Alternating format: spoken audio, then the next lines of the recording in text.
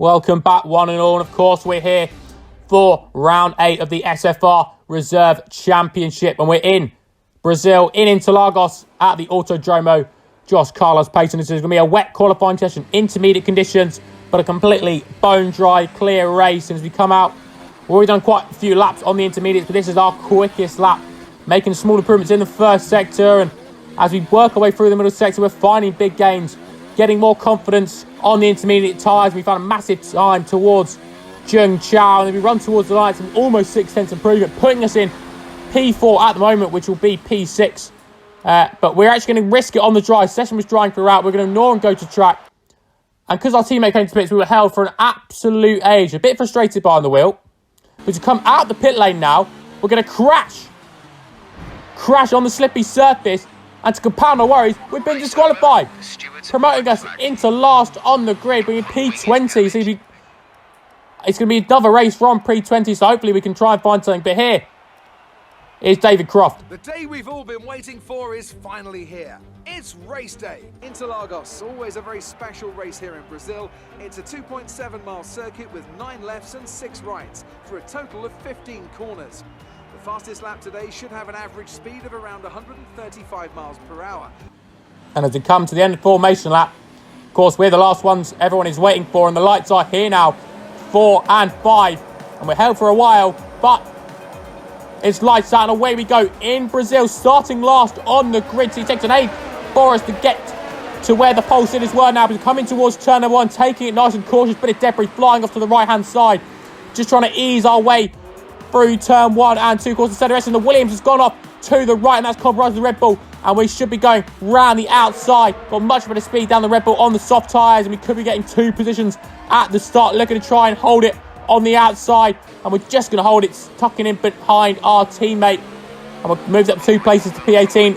Intact front wing, so that is the big bonus. But closing in on our teammate massively, looking for him up the inside, back out of it. But he runs a little bit wide, and those hard tyres haven't got the grip to hold on. We move up into P17 now, coming into turn number 8. The Williams and the Mercedes going all over the shop, but everyone just about keeping it in order. We've made up 3 places now. Those soft tyres really helping. And we move later on to lap 1. The Mercedes running a bit too wide, and we're now on the back of the Williams and Mason, trying to climb our way up the hill, up into overtake. Of course, I'm already on the outside of the Williams as we run towards the end of lap 1. We're looking to make a move, same as the Haas and the Mercedes in front, trying to hold it around the outside now of the it's a Renault, I should say. Holding it around the outside of the way, but the Renault has gone. The Renault has spun.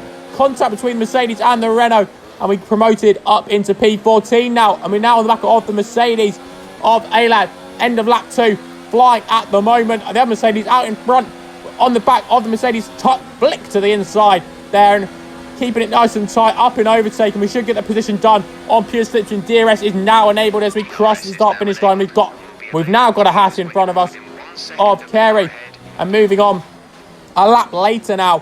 You see, we both caught up to the Alfa Romeo and trying to get a bit of a switch back on the Haas, and it seems to have potentially worked up into overtake. And of course, we will both have DRS. Now we're right on the back of the Haas driver. He seems to be running low downforce setup, maybe having a look to the inside, just tuck out of it, but he's a little bit cautious into the corner. We just about sneak our way on the inside of him. Great move to get past now, and see on the end of lap 5, closing in on the Alfa Romeo. He's not going to have DRS, so this should be a nice easy move towards turn number 1. We're going to look to the outside this time. Very marginal, but he left us the room where we go round the outside of the Alfa Romeo, now up into 11th, so gain 9 places in the opening 5 laps now. We're on to the start of lap 7, right behind the Toro Rosso of Ryan Van Doom, where he's on the mediums, we're on the soft, because we're going to have DRS, so this could be a much easier move than some of the previous ones. And we're on to the inside of him, and now as we run towards turn number 4, we get the position and move ahead. And now with the gap 4.2 in front, it was about putting the hammer down and doing our best to catch up. Pulled a big gap behind to all the medium and hard runners, because the tyre sit lasted an absolute age, it must be said, to see some guys coming into the pit lane. But getting ourselves into P10, had to work hard and just try our best to catch up. They had really good pace in front. Of course, everyone had the DRS in front of us. But on lap 17, we come into the pit lane. So that's how long the softs last. Absolutely fantastic stuff here. Coming onto the medium tyres now. And we're racing the Toro Rosso of Xander as we come out of the pit lane. Right on the back of him now. We've got 2 cars on our left-hand side. Cassio and the Williams of Brigitte going into turn number 4. It's 4 of us all battling over P12. Brigitte runs a little bit wide on those hards he started the race on, and we slot past as we run through turn number 5 and up the hill now. We're right on the back of the Toro Rosso, and he brakes quite early. We're into the back of him. You see a bit of our front wing there flying off, and it's completely my fault. Running into the back of him, I get the damage though, but a safety car is called out on lap 22. Of course, we're going to come and replace that damage. Mercedes braking very early, just about avoid him. Don't want to get any more damage than we already have. But we're going to come in for a set of softs for the end up, going to the end of the race. A brand new front wing, unfortunately, just holding up our teammate behind us. But what can you do at this point? And we're going to come out and get ready to go racing once again. You see, we're under safety car conditions, caught up to the back of the pack once again. And all that hard work slightly been undone, but I guess at least we're on. We've got a brand new front wing, and we've got fresh tyres towards the end of the race. Brand new softs, and we're in P10 at the moment on the back of the Mercedes once again. It's not been a great restart. We can't capitalise, but I don't think any of the cars behind will be challenging us into turn 1. We move on to lap 24 now. You see, dive from the Mercedes, contact between him and Ryan. He's gone out wide, and we just about slot past before he jumps back onto the racing line. So we're promoted now up into P9. And you see on lap 26 now, we're going to be right behind the Williams of Mason now as we come route turn 5, and he's run wide, and there's contact between us.